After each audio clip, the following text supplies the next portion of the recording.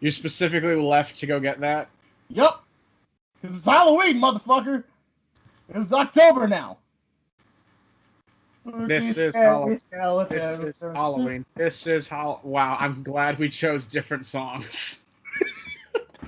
I have no idea how that looked. That thing has no eye holes. Yeah. So it's officially October. Hooray, we made it. It's totally not still September when we're recording this. Um, we've time traveled. That All why right. you had Clock King? Is that why you got Clock King? I wasn't thinking that, but now I am. Oh no, that was not Clock King. That was Dr. Time from Doom Patrol. Yeah, Doom Patrol. Because something I wanted to talk about in the first episode of this batch, so the last one of these, but we didn't do it because we went on way longer than we normally do. Is actually talking about the Doom Patrol shoot. So let's talk about that now. That seems like a good thing to start with. Yeah. So, I mean, it's a pretty tough shoot, to be perfectly honest. Working with a lot of people, many of which I couldn't meet with directly because either I'm pandemic on the other side of the country. Or that.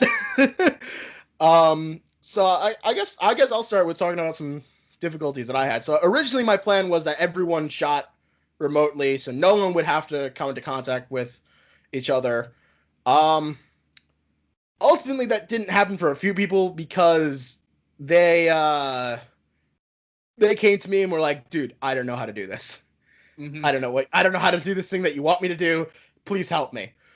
And so I was like, fine, I'll shoot with you.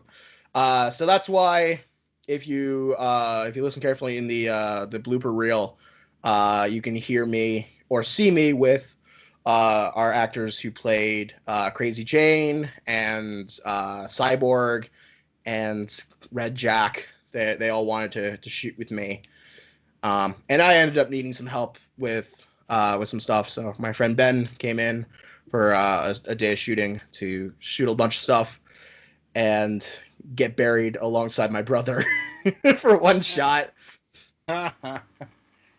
which may be the single best sequence in the entire video because it just and it's over.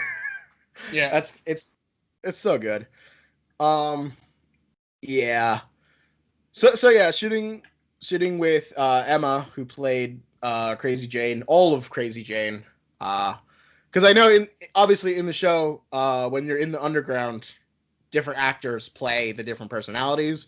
That was a lot of that'd be casting a lot of people. Yeah, you wouldn't have enough time.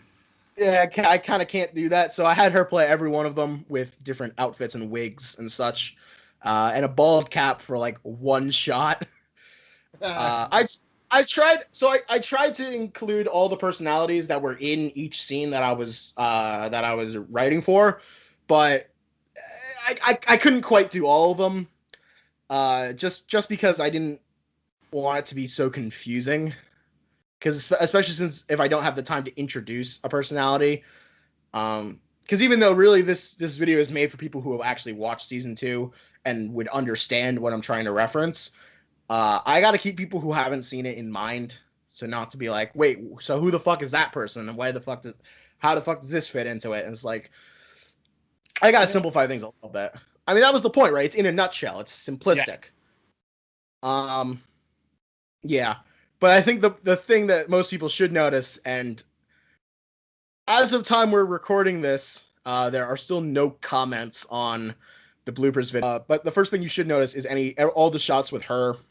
They're in her house, and we had to pick the most echoey room possible.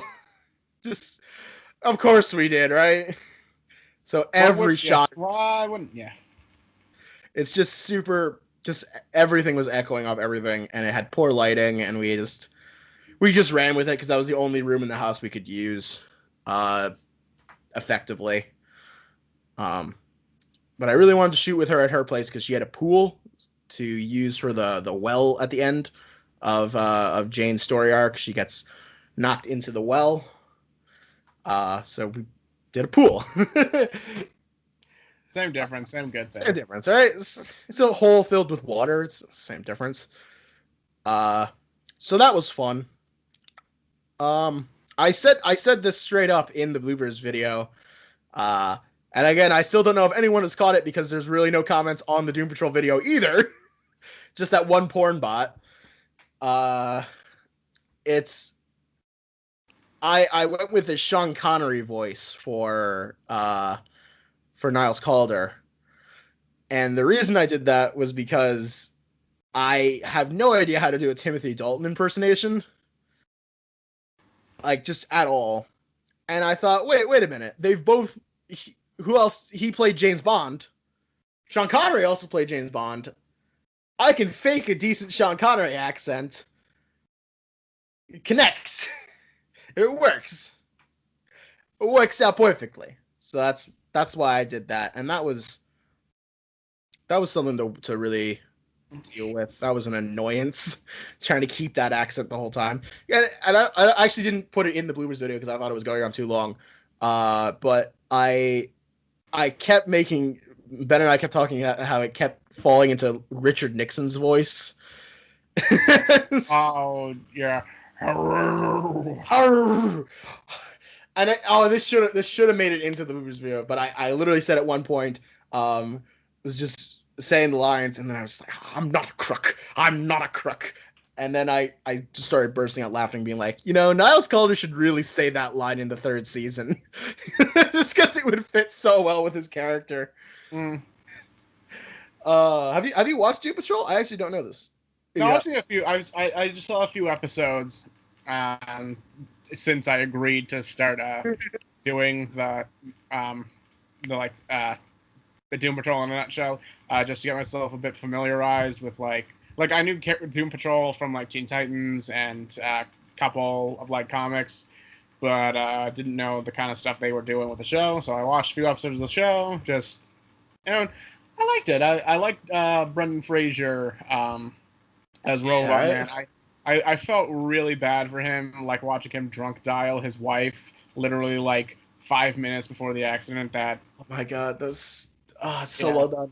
Like these characters, I like how they've got these characters who are all basically like broken as people, and like they're not trying to sugarcoat or like shine them up a bit. Sort of like adaptational attractiveness. Like they kind of got that stuff going. They had that going with Tyrion Lannister and Hermione and stuff like that. I'm glad that they keep that to a minimum with this. Like they weren't afraid to make Elastigirl a literal blob of stuff, and just like she's still the person that we all know. And like Crazy Jane, she's sort of goth, but not like in the big titty goth girlfriend sense. Right? She's goth in the sense that like she looks almost emaciated, and like her life is really difficult, and things have not been kind to her. So her life is hell. Yeah, so she's goth more in the sense of reflecting how the world has treated her, and so I appreciate those things. They haven't gone absolute, like they haven't risked the absolute insanity Doom Patrol can come up with, like the transsexual road. Oh yeah, that's in there. Oh, he is? Yeah, Danny the Street is in the show. Okay, Danny the Street's in like episode 7 of season 1, I think. 6 or 7. I didn't see that episode, but yeah. I thought, okay. Danny! Yeah, okay, so I didn't see that, or I didn't see that episode, but, well, okay, then more power to them for actually taking the more confusing parts. Oh, yeah, they absolutely took inspiration from all the absolute insanity, especially the Grant Morrison run of the Doom Patrol, which is, I mean, it's the best run of the Doom Patrol. Yeah. There's no getting around that. I mean, I've been reading the Silver Age stuff, which I love it to death, but it is goofy. It is goofy as hell. Doom Patrol has quickly became like my favorite team in DC Comics, and I want more of it. And the last comic they had just got canceled, so that's fun. That's a shame. It's a damn shame. But yeah, I absolutely adore this show. It is my favorite superhero show. It's my favorite show that has to do with DC Comics. It's my favorite comic book show, just in general. Season 3 finally got announced, and I cannot be more happy about this because season 2 ends on such a Such a big. disgusting cliffhanger. Everyone is dead. Everyone is dead. Dorothy jumps into the candle maker ready to kill him, and it just cuts to black. And that's it. It's over. I literally watched every second of the finale, literally to see if there was a post-credit scene. Just anything, but there was nothing. I was so very mad. You get nothing. You get nothing. I get nothing. But in all seriousness, the reason that cliffhanger happened was shooting was cut short, and they could not finish the proper finale. And for whatever reason, Warner Brothers said, "Fuck it, just end the season there. Who gives a shit?" Fuck you guys. Whatever. So all of my fuck yous to that go to Warner Brothers and not the people actually making the show because they got screwed over.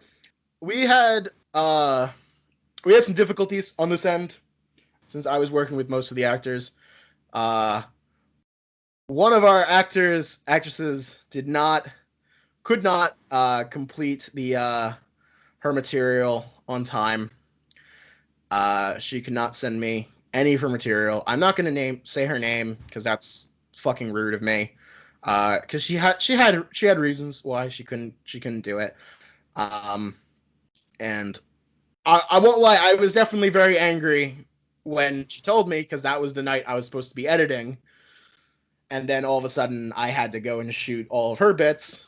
So I won't lie, I was very angry when I was doing that. But I've gotten over it. Since calmed down. Yeah, I've long since calmed down. Well, I mean, I was editing it for 18 hours straight, so. But yeah, I'm not gonna call her out or anything. But that was a major difficulty that we had to deal with. Getting some of our actors to do things the way I needed them to do was hard. But that's the job of any director, right? Yeah, probably. Yeah, I mean, I had that little montage in the blooper reel of just my actors being just so angry at me for making them do another take. Like, yeah, I definitely got yelled at a lot. But it's always funny, like whenever I'm in front of the camera and I'm like, my take was shit, I got to do another one, or I'm like, I make myself do 3, just because. No one complains. No one complains when it's just me up there, but whenever someone else is on camera, they're always like, no, why do I gotta do another take? It's always funny. Yeah. Sounds funny, like in a painful kind of way. Yeah, right? So, you and my friend Dan, shot a lot of bits vertically. Yeah. Well, I really should have said something earlier, but like it's this what would you call it? This hubris, I guess, would be that everyone is on the same page of the person who, like, I studied film, I know what I'm talking about. Everyone shoots horizontally like a normal person. That's normal. But normal isn't that anymore. Normal is shooting vertically.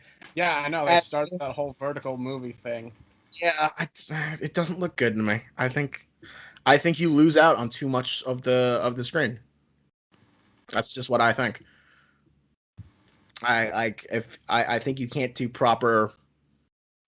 You can't have a proper background if you're shooting vertically because there's no room. That's just my opinion. I'm sure other people will disagree with me. But it is completely hilarious to get that kind of thing when I shoot everything on my camcorder and everything is horizontal, and then all of a sudden, click. Yeah, I saw that. It's very funny. Yeah. My friend Dan, bless his heart, he went out and bought that muscle suit. Oh no! Oh, that's Yeah, gotta be rough. he had to buy that because, well, because he's a Marine, by the way. So No, nice. he is in the Marine. So he is. I mean, he's not like buff or anything, but he is physically fit. So I'm like, he can play flex. That's if I get anyone else to play flex, it's some flabby fuck Mhm. who's not gonna. Or most of my friends are either flabby or anorexic, so like it's just not gonna look good. But he's a healthy looking man. He could do it, and he was not comfortable doing that. But he went out and bought a muscle suit, and I just want to say if I'm probably gonna send this to him when this goes up, but like I just want to say on camera, thank you so much, man. That means a lot that you went out and did that. You certainly didn't have to. You could have told me to go fuck myself, and I would have had to figure out what to do after that, but you didn't. You went out and you did the right thing. I'm very appreciative. So, uh, I'm very happy with how it came out. I put my heart and soul into it. Um, there's a few things I would have probably changed if I wanted to go back and add more music. I think if I had properly scored it, it would have sounded better. But as Yeah, is, I'm not against it. we're not Uh, musicians. nah, nah, I'm not very good in the sound design department. I never have been. I don't know. I think my ears are a little fucked up, so I can't hear that kind of stuff very well. Um, but I try. I scored a couple of parts because it like made sense. Like the part with Doctor Time, disco dancing. Like there had to be disco music on that. Like it just Mhm. wouldn't make sense otherwise. The part with the the sex demon, like I felt like if this didn't have some like heavy metal behind it, it wouldn't be as good. And that is still my favorite part of the whole video. Yeah, Like still my favorite. Woo! So I stupid. literally had to stop and ask myself, was that intentional? Does he like not like Ric Flair for some reason, or? It was funny. It was it was just spur of the moment. You know, you have the demon helmet on. You don't have a shirt on. You're in someone Yeah, else's house where their just parents can hear you. Like you just her. Oh my god! So this is a story that I have to tell because we didn't get it on camera. So I did those bits at Emma's house because she obviously Crazy Jane shoves the baby back up the into sex the demon. womb. I would like to reiterate all things that happened in the show. I didn't make any of this stuff up myself. This is all things that happened in the show, every last bit of it. Um, and so we're setting that up for her to literally shove this. Well, it was a bear. It's probably hard to tell, but it was just a bear because I didn't have a baby doll or anything to literally shove it up my crotch, and I'm standing there shirtless with a demon head on my face, and her father walked in, and it Uh, was and he was just like, "Hey, can I borrow your keys? Because you accidentally blocked me in." And I'm like, "Oh, I can go down and do it." He's like, "No, no, no, no, no. Keep doing whatever you're doing. Just I'll move your car." And I'm like, "All right." Tossed him my keys and he went out and moved my car. Came back and we were still doing that because it wasn't that long. So he just walked in on us twice, me completely shirtless, mm, his daughter right next to me, shoving a bear up my butt. Had nothing to say to any of that. Just moved on. that It was weird. sounds it. I feel bad for that man. He honestly sounded like he had a bit more. Um, he's a bit more calm than I would have been coming in on that. If I walked in, I would have been just like cracking jokes the whole time, not never stopping. Yeah. I kind of wish you would because that would make things a little less awkward for me. Mm, just not acknowledging it is a little bit more awkward than something him being funny, or maybe yeah, just me to get the fuck out of his house. Like, you know, I don't know. being a shotgun dad and just going, get out. Get the fuck out of here. There was some great times. Oh, I want to talk about shooting Dorothy's parts because if you notice, that voice is like different in every single shot. I could not keep a consistent voice for Dorothy at all. It's Because hard to do that with a woman. It's hard to keep yeah, like consistent. As someone who playing D&D has to like juggle a dozen voices a single session, it can be hard just to keep like an accent right, let alone like changing the pitch of your voice. so like my thing was Dorothy has this like, for lack of a better word, like monkey face with like her bottom lip kind of like pulls down. Mm-hmm. And you see in a couple of shots, which were the first shots that I was doing as her, I tried to do that, and then I quickly dropped it because it was just so hard to speak like that because I'm covering my teeth with my lip, and I'm trying to keep my mouth. It's so fucking hard. Obviously, it's done with makeup on the set. I don't have the skills nor the budget to do that kind of thing, so I just went with it. And my cousin told me that the Dorothy bits were her favorite, so at least someone liked them. So that's someone enjoyed it. Is what I'm trying to say. Uh, and then the Dannyzens bit, like the amount of people that I got to do that was a lot more than I thought I was gonna get. And I tried to fit in I fit in pretty much every single person into that. I should have reorganized it a little bit because some people come in and you can't hear them at all. Like my friend Gary, he recorded his at work for some reason. Like, Why? why the fuck he did that? Gary, if you watch this, like, why did you record that at work? You could have done that. You could have done that later. You had time. But he did.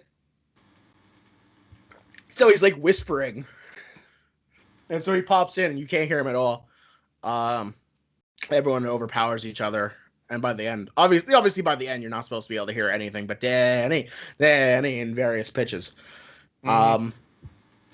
I mean, I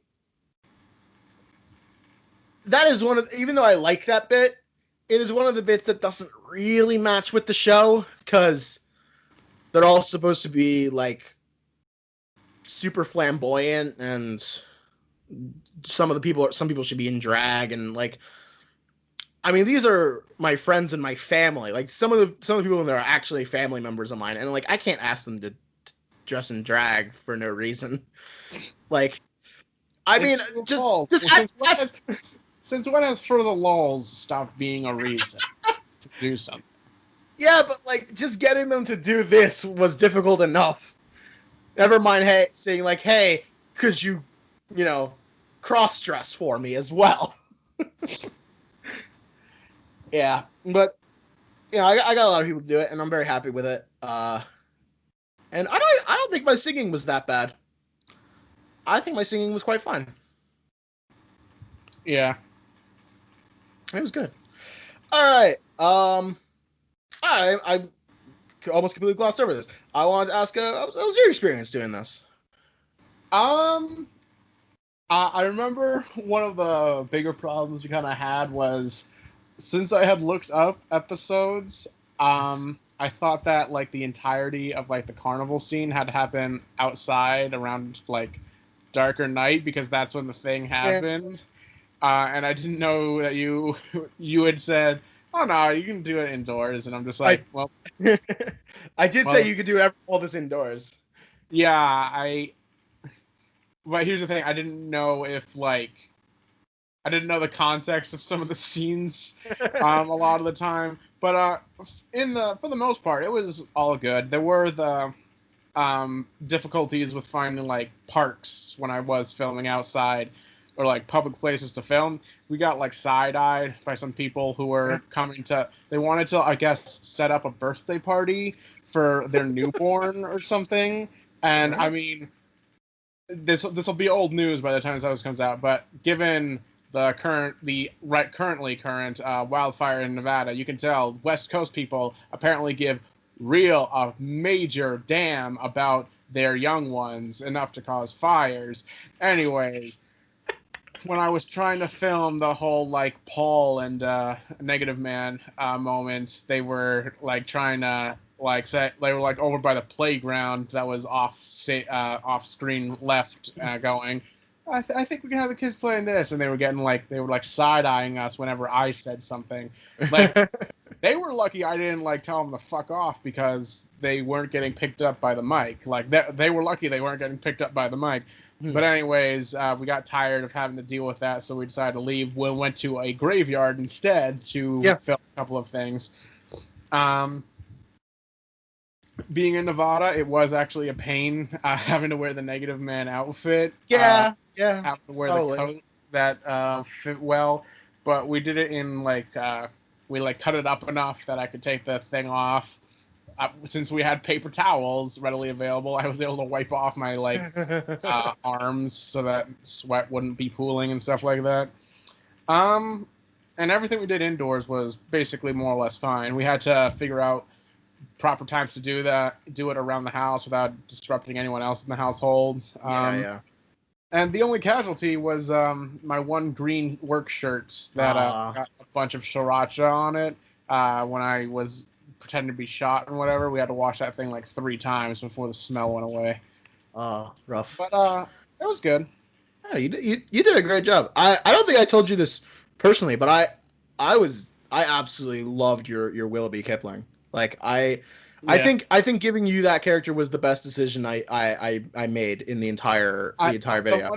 The one thing I regret not doing was I was going to have like a piece of paper that said "not Constantine" and tape it to my back. But then I realized that I really don't turn around for that visual gag enough to justify it. So I just ended up not doing it. But if I could, I would have had like, especially for the scenes where he goes, it's like, "It's Willoughby Kipling, you fucking wankers." I'd like have him turn around and say, "Not Constantine." Not Constantine. Oh, that would have been great. I love your little. You got so into character. I love it. Just every bit of improvisation of those lines just felt so natural. It's Willoughby Kipling, you fucking Yankee Doodle, fucking shites. Like it's just, it's hilarious. I didn't write that. That's so funny. I will say a lot of his insults were based off Gordon Ramsay insults too. So they should be, right? Yeah. I love the show, and through the show, this video got to highlight Willoughby Kipling so much because in reality, guys, he was in one comic book. Yeah, and he would and the joke we kept reiterating the joke. It's not Constantine. He was literally made to be Constantine because the writers for Doom Patrol couldn't get the editors of John Constantine to get him on. The joke of Willoughby Kipling is that he is a Constantine knockoff, and everyone knows it because they were already doing a parody of a Swamp Thing storyline. That's what he appeared in. And he's just in the show and just keeps showing up, and I love it. This is good times. So I don't have a good transition for this, because this episode was supposed to be more improvised, because it's October. I want to talk horror stuff. That's all I want to do this month. That's all I think a lot of people want to do this month. Just think about horror stuff, which is a little ironic given that this year has been a horror story in and of itself. But I would not be surprised if October, ironically, ends up being one of the better months of the year. That'd be nice. Yeah, if that could happen. And if not, I'll just like close the curtains and read Junji Ito stuff. There you go. And I'll rewatch Pet Sematary again, and again, and again, Pet Sematary. I actually kind of touched on this last year, because I released a video that I kind of turned into a teaser for the Monkey videos.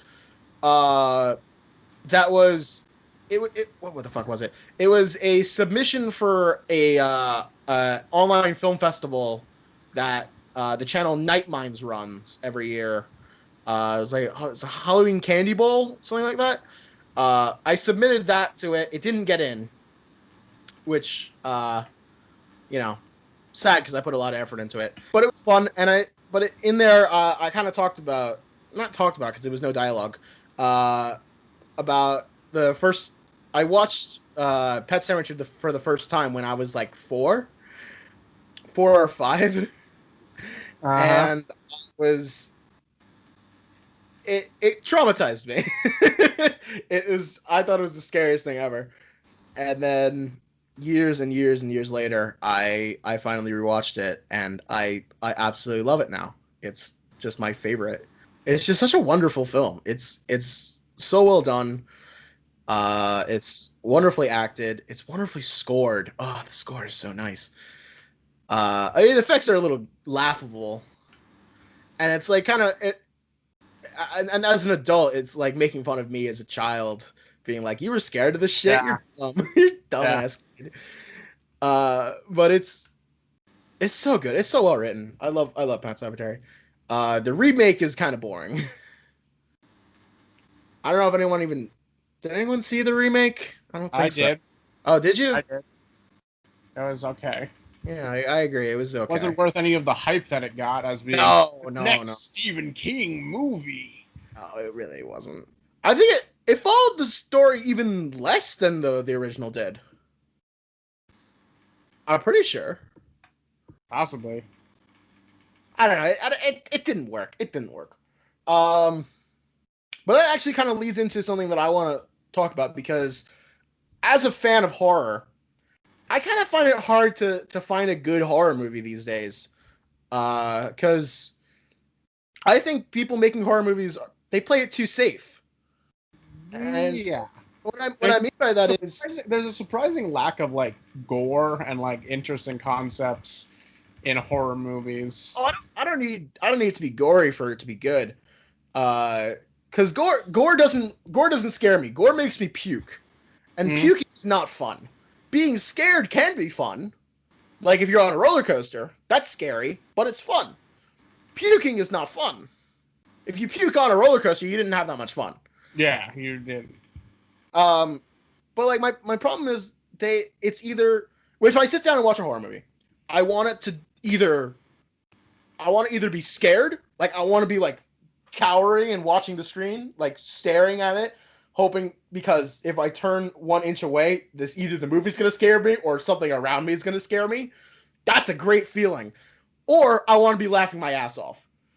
I want to be like, this is amazing. That person is dying in a creative and insane way. You want either John Carpenter's The Thing, or you want Nightmare on Elm Street. Exactly. That is exactly what I want.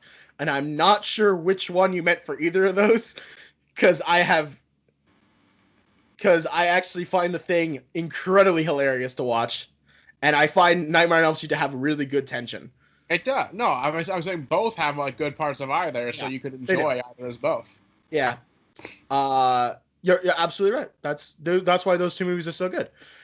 But most modern horror movies, they're neither of those things. They're not scary enough, and they're not ridiculous enough for me to enjoy them. Like, you know what I think the best horror movie of the last like 3 years was? What? Besides Get Out. Because I mean, that was an obvious pick. That's the obvious pick, because they actually succeeded at being scary. And then Us happened. Fair. Then the best one after that is the Banana Splits movie. Right, the FNAF movie just without the FNAF. Exactly, the FNAF movie that wasn't the FNAF movie. That movie is hysterical. I love watching that movie. I love the voices. Oh my god, yes, it's so well done. It's so over the top. I mean, first of all, the Banana Split show running into 2019. It's still running. That's the premise. The show is still running. That alone is hilarious to me. And then it just goes balls to the wall insane. It just doesn't give a fuck what you think. It's just like, you came here to watch some killer robots dressed up as a monkey, an elephant, a dog, and a lion kill some people in some weird ways, and that's what you're gonna get. And it delivers. And it's amazing. Yeah, I feel like the problem a lot of horror movies get is they kind of take themselves a bit too seriously. They're Yeah. not willing to get creative because they think it won't be taken seriously. Yeah, right? Um, and I am also a little kind of sad that it doesn't feel like there's a lot of good upcoming horror movies this October. Like, no joke, it's like we're halfway through September at this point, and the only commercial or ad I've seen for an upcoming horror film is it's this thing called Freaky. Have you Yeah, I've heard been of it? seeing that. Okay, it is literally just the hot girl from that Rob Schneider was starred in, Yes. just with just Vaughn. with a little bit of like the Child's Play transferring soul horror shtick. And just going by the thing, it looks like it's trying to be more a dark comedy than like even consider itself a horror film. Like it actually feels like there's not going to be that many like tension or death. It's just going to be like dark humor, like the later Child's Play movies. Yeah. But I won't lie. I've seen that trailer a couple times, and I kind of do want to watch it. It looks stupid enough that it might make me laugh. I mean, it's And got if Vince Vaughn like twerking a little bit, so like I wouldn't mind. Yeah. Like I wouldn't mind checking it out just for that. But yeah, no, it's coming out in November though. Like, what? Why? yeah, but like that's the point I'm saying. That's the only like even nibble of a Well, possible no, horror movie I've seen. there's coming out again. We're recording this on September 14th. This Friday, Antebellum's coming out.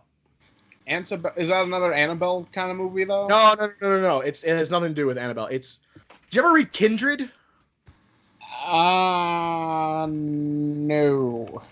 It's a time travel story about a young black woman who keeps accidentally falling back in time and interacting with her ancestors who were a slave and a slave owner. Mm-hmm. So it's a very interesting concept and a really well done book, and I highly recommend reading it. It seems to be a similar idea of this sort of like time loop between the present and the antebellum South, Mm-hmm. and it's a horror movie. I will say that just going by that premise, it sounds like it could be kind of interesting, especially if there's some kind of horrible twist that the modern day one is secretly related to a slave owner or something like that. Like to beat the bad guy, if she beats the bad guy She's not born. yeah, she won't be born, and then it'll just cause the time loop to it'll give us some existential horror where it'll just why is this happening? Yeah, who cares? It's gonna just keep looping. That'd be kind of cool. So I'm very excited for that movie. I've been excited for it since I saw the trailer. And you know what I think I love about the trailers for Antebellum is that it gives nothing away. Mm-hmm. All you know is that there's just some weird time anomaly is mixing the present day with the Antebellum South. That's all you know. You don't know who the characters are. You don't know what the relationship. You don't know what the goal is. You know nothing. And I think that's what makes me so excited about it, because it's this lack of information that means you have to see the movie to figure out what's going to happen. And it drops this Friday. Present John, since you'll have actually watched it by the time this video comes out, what do you think? Wow, wasn't that amazing? Future me. I mean, I gotta say, it's really refreshing to see all these movies, like these recent horror movies that are basically just, man, it's terrifying to be black in America. Isn't it just accurate? Oh, why would I say something like this? Because it's true. Ow. Our country is a sin. Anyway. So yeah, I always like watching as many horror movies as possible during the month of October. And last year, because I wasn't working on Halloween, because last year during Halloween I didn't have a job, I just did a marathon of Halloween movies all day. There's a bunch of horror movies all day. And it reminded me of when my senior year of high school. I got to go to a 12-hour Halloween marathon at a local independent cinema called the Jacob Burns Film Center, which I took classes at throughout middle and high school. And it started at 10 p.m. on Halloween night. Yikes. 12-hour marathon, right? Didn't end until 1:30 p.m. the next day. It went to overtime by 2.5 hours. I mean, and it was order, you gotta have nighttime. Yeah. It was a really cool event because it was the premiere of two different movies. That bookended the event, and we got some cool stuff that I'd never before seen. We got to see the 3D version of the original House of Wax. That was really cool. We got to see a Canadian film about a haunted house, which I fell asleep during. Look, Canada does not do horror all that well. I still remember Tusk. I remember Tusk. Yeah. But the two movies that premiered, I'll start with the one that we ended the night, even though it was the middle of the day by the time they started playing it. Was The Babadook.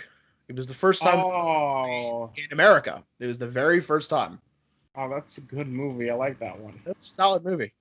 And we were the first American audience to see it, and that was a treat. And we were everyone that was still there, because it was a huge crowd to start. The theater was packed when it started, and by the time it ended, there was like 20 people, including an English teacher that I had in middle school. He was there. It was so weird to sit like 2 rows away from an old English teacher and watch horror movies all night long. Good times. And then the movie that we started off, which is still one of my favorite movies to this day, which is What We Do in the Shadows. Another. It was also the first time that got played in America, I believe. I believe it was the first time it got played in America. Which, if you don't know that movie, it's a Taika Waititi film. Yo, he knows what he's doing, isn't he? He does know what he's doing. Isn't that one about like the vampires? Yeah, the vampires that live in a flat together in New Zealand. What is that man with like comedy? He's so good at it. It's just so natural. It just flows perfectly. I don't know what it is, but like Jojo Rabbit, he made a film literally about the Third Reich. No, you know what he did? You know what he did? He took the play like Springtime for Hitler from the producers and he made it real. Yes, he did. That would have been such a good reference if they did Springtime. I know. They should have had like whoever the character who wrote the play in the producers should have been like a little kid, like a neighbor of Joe's. Oh my god! That guy. He's played by Will Ferrell in the remake. I forgot who. Yeah, I know. It's just like Mr. Clup. Yeah, that would have been genius. Unfortunately, suddenly you don't think about when you're making that kind of film. You know what was weird? People actually knocked on Taika for not doing research about Hitler when he played it. Like that, people were seriously like, "Oh, he didn't do research about Adolf Hitler. Wow, you shouldn't be playing Hitler." It wasn't even the real Hitler. It was like a child's imaginary friend of Hitler. No. I have no idea why the fuck anyone would say that, but they did. Look, people can be stupid. Yes. You don't say. But anyway, back to horror-related stuff. I have a Halloween tradition that I've been doing every year since I was a senior in high school, I believe. Since before that, and I missed a senior year because I was doing this Halloween night. Throughout the last 10 days of October, I watched through all of Hellsing Ultimate. Oh, that's pretty good. I'm assuming most of you who are watching this are also anime nerds, because you probably subscribe to this channel because we do JoJo stuff. Insert a JoJo meme right here or something. I don't know. But if you don't know, Hellsing Ultimate is probably the show we need to watch the most this year, because it's just about slaughtering Nazis. No. But seriously, it's an organization in The England Fourth Reich. that is. Reich it was, not the third.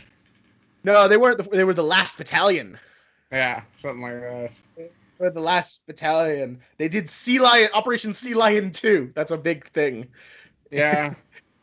So there's an secret organization in England called Helsing, which fights vampires by sending out a vampire. It was founded by Abraham Helsing, who was not English. Oh, he was German, which is very in the original story. He was Dutch.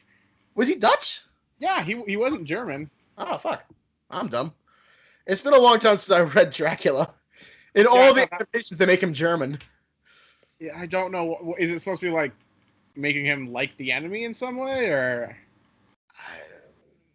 I don't know. The point is he stays in England and founds an organization that hunts vampires and protects the not the papacy, because the papacies are they're the main antagonists. They're one of the main antagonists. No, I don't think they're more like anti-heroes in a way. It's like they're trying to take over England as well, but in a different way. Straight up villain. They're like, we're gonna have the Fourth Crusade. 10th. The 10th? I lose track of the numbers. There were nine crusades, so this is the 10th crusade. It's the airborne crusade. Take helicopters across the channel. Yeah. I'm not going to spoil too much about the plot, even though the plot doesn't really matter. The point is, it's over-the-top anime gore. Yeah. Bloody show. It's wonderful to watch. It is a perfect recreation of Kota Hirano's original manga, which is a delight to read if you have the chance to read it. I watch Hellsing Ultimate every fucking year around this time of year, and it's just so it's so delightful to watch. I introduced it to my friend last year. Did you watch the abridged? Oh yeah, I've watched Hellsing Ultimate abridged. That's where I first heard the name Hellsing Ultimate. And then I watched the whole thing after. I think I watched the whole. I heard about it. Episode 2 of the abridged came out, and then I watched the entirety of Hellsing Ultimate. So I knew what would happen. I knew what happened in before everyone else did, who was just watching the abridged series. That is, in some way, I think it's funnier than Dragon Ball Z abridged. Just because they're allowed to be more, they allow themselves to be more absurdly insane with it. Because they just go completely off the wall crazy. Yeah, they definitely hold themselves back. They definitely held themselves back a little bit with Dragon Ball Z abridged, because, I mean, that's just the nature of the shows. I mean, it makes sense. Yeah.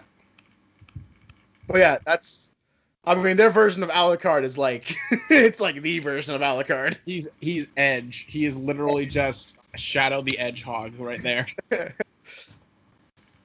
Dude, honest to God, I know everyone's like, when Dragon Ball Z episode 60 finally came out, and there were all these shitty news sites that were like, Dragon Ball Z abridged tells the story of Dragon Ball Z better than the original Dragon Ball Z, and all Team 4 servers like, no, please stop, don't say this, no, stop this, please, we love Dragon Ball Z. Yeah, but I will say, the ending of Hellsing Ultimate abridged makes more sense than the original ending of Hellsing Ultimate. It makes a hell of a lot more sense, and it's kind of more satisfying. Wow. So I'm with them with all the stuff about Dragon Ball Z abridged, because the people who are saying that are freaking weird, and like, stop saying that. But for Hellsing Ultimate, they actually did a better job. Mostly because the ending of Hellsing Ultimate is just like, how the fuck do we end this thing? Fuck it.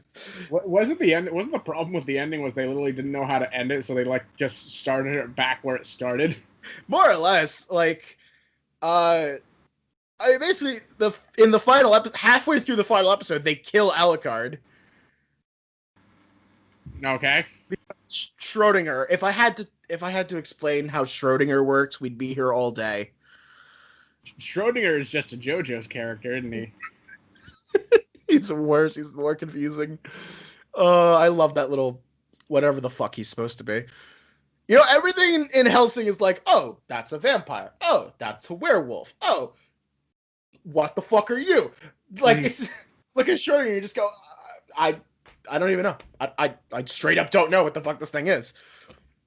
Fräulein! Fräulein! Hey, Fräulein! We would make wonderful children. I love what they did with them. Yeah, I watch it. I watch it every single year. It's a dumb show, but it has its like really high moments. Like when Ceres finally becomes a full vampire, it's just like everyone in the room like stops talking, and it's just like the coolest thing you've ever seen in your life. I own the whole thing, so I just watch it whenever I want, but I always watch it around Halloween. And that's what I want to say about that. John, what are your favorite horror franchises or horror films? Well, like I said, I'm big into Junji Ito. That being said, I was horribly disappointed with the Junji Ito collection. Yeah. Which didn't bother to do the animation in a way that was horrifying in Junji Ito's way. Yeah, I stopped watching that after like 3 episodes. That was just not good. Yeah. And I'm also I enjoy slashers, particularly just for fun. Even though realistically, like once you get to like the 4th movie in a series, it's kind of like you might as well just start from the beginning again or reboot the whole thing. Like slashers are probably the only franchise I don't mind reboots happening of, because eventually it starts getting ridiculous how many people they end up killing. So you might as well just go back from the start and see if you can take them from a different angle. But other than those, I'm more into the like psychological and like cosmic horror type stuff. So I'm more into like Lovecraft. And that's kind of the problem I tend to have with a lot of horror movies is they start with like a good psychological stint to them, and they always get it wrong because they always choose to explain what happened. Yep. And it's never like freaking The Boy. You remember that? Yes.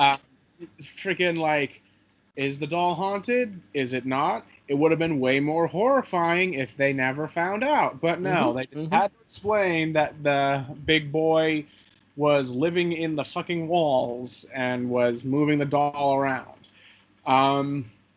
What other ones are there? Inheritance. Like, is this boy just like? Is he naturally? Is he growing psychopathic tendencies? Like, how does a mother react to her child having psychopathic tendencies? Oh no, it's just the soul of a killer who died the same second he was born. It's like, stop giving answers. Give us horrifying concepts that like can be like with no explanation. Give us something to be terrified by because it's something we can understand, but not well enough. I agree wholeheartedly. I think, and most people know this deep down, but so I don't know why people disagree with this, but we are typically more afraid of things that we don't understand.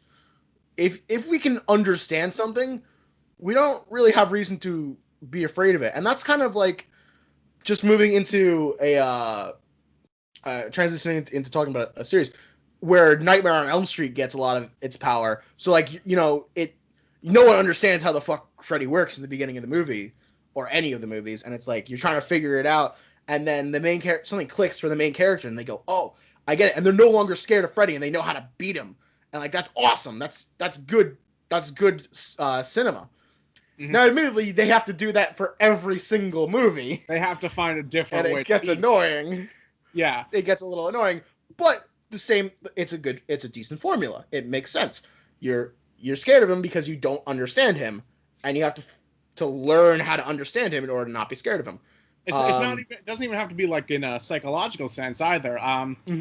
With The Thing, the reason John Carpenter's The Thing is loved more than the original like Thing adaptation, and even the original book on The Thing, was you never get a really clear description of what the creature actually is. So every time you see it, it's new. Every time you see it, it's it's like a mass of just veins and meat, and you're not sure how it functions, even though in the original movie and in the original book, you got a very good explanation of what it looked like and what it and so when you saw it or when you had it described to you, you're like, okay, I could like try and find a way to circumvent this thing, or like outrun him, or like something that makes his strength unimportant. But with John Carpenter's The Thing, you can't understand what it looks like. It changes so often. There's no way to beat it. It's completely unknowable by a you physically can't know this thing, and so it becomes horrifying. Yes, and speaking of John Carpenter, one of my favorite horror movies of all time, the original Halloween. Like, Michael Myers is just, in the original Halloween, is just an unrepentant killer. Like, it's just something wrong with him that he just feels the need to just kill everything in his path. And that's kind of just horrifying. There's just a killer that has just no motivation, just out there on a spree. And then Halloween 2 comes in and is like, oh, by the way, he's out looking to kill his entire family for some reason. And that's just the string that keeps the series going. And then later on, it's like, oh no, it's because his family was secretly members of a cult. Yeah. And was given and it's like, no, just give us a killer who gets dropped in the middle of like suburbia, and you don't know why he's just killing in cold blood. You just know that he is. The series just goes completely off the rails. Not that 4, 5, and 6 aren't entertaining. Oh no, I'm not saying they're entertaining. I'm just saying that the story beats they add make they're for not poor scary. Sequels. They make for poor sequels because they give you more ways to understand Michael when you're that is why Halloween Water and the 2018 Halloween movie, they completely ignore every other movie other than the first one. They don't even do 2. 2 takes place on the same night. 2 is the direct sequel, and they completely chop that part off and ignore it. And that's kind of what makes Halloween 2018 really good, and kind of what hurts Halloween Water, because they kind of reverted back to that idea. They kind of like chickened out through halfway through. And then Resurrection is the funniest thing on the face of the earth. Play a clip of Busta Rhymes fighting Michael Myers.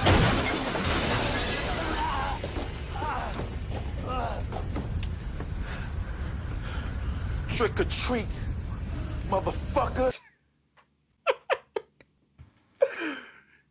God, I hate that movie, and I love it so much. And then the Rob Zombie films are just ass. So yeah, because he starts them off because you know everything about him. You know everything there is to know Michael Myers in the first whole childhood, and you give like the reason. Yeah, and they also start with what 2 was doing. His motivation is to kill his whole family. Yep. Awful movie. Not even fun. It's not even fun. Scary. It's just annoying, especially the second one. Oh my god. Yeah, they broke the cardinal rule. They had Michael speak in the second one. Yeah, they did. Oh, I almost forgot about that. He's not supposed to speak. He's not supposed to speak at all. Doesn't say a word. And another thing they do is they made him like a troubled kid from the beginning, and like that's so it's stereotypical, honestly, at this point. Like that was another thing that was supposed to be kind of horrifying about the original Michael Myers was he was a normal kid. He was like a normal, like middle class, nuclear family type kid who just out of the blue kills his sister. And then when they try and ask him like for an explanation, he can't give them one. And just slowly but surely, he devolves into something that is hardly even human. And it's supposed to be like you. That's also why his name in the credits is The Shape. By the way, yeah. Just in case you aren't. Fun fact. It's supposed to be just like the Rob Zombie ones kind of end up stereotyping it in a way. So like as long as you're not this kind of dysfunctional like backwoods type of family structure, you'll be fine. Like, no, the horror that Michael should represent is, even if everything is done right, even if everything is like standard, there's something could just flip, and a totally normal person just becomes this thing that kills without remorse. And that's terrifying. And that's why that's so good. And that's why the original Halloween is a classic. And everything that came after it is bargain bin stuff. Seriously, I was just in a Walmart, and in the $5 bin, I'm not joking, I should have taken a picture, because people aren't going to believe me. There was legitimately 20 copies of Halloween 2 in the bargain bin, just stacked on top of each other. And I was just like, well, I'm taking one of these. Oh, no. So now I have a copy of Halloween 2. But with the wonderful font way, so it looks, it's Hall 2 Ween. I hate when they try and like do clever things like that. So bad. It's so obnoxious. That's why I love that one Brock Baker video where he's just pronouncing it exactly how it should be, with those stupid letters and characters in place in the word. The only film that did it and I didn't outright hate it was The Hateful Eight. That was the only one that did that, and I didn't outright hate that. Yeah, that's not too bad. Because it also just made sense with the story they were presenting. Mm-hmm. The Hateful Eight, I don't. It's weird. I said that when it came out that it wasn't my favorite Tarantino movie. It might have become my favorite Tarantino movie. It just just happened. I love that movie, so I can literally just watch that whenever, all 3 hours of it. I don't care. Oh boy, we have been talking about just a bunch of things for quite a while. I think this is a pretty damn good sized episode. I think I'm gonna cut it off here, don't you think? All right, happy Halloween, everyone. Happy Halloween, everyone. There will be more horror stuff to come in this month, especially on October 30th and 31st, because I'm gonna make whatever horror movie I play. It's gonna be 2 parts, one on the 30th, one on the 31st. And we will see you in the next one. There he goes again.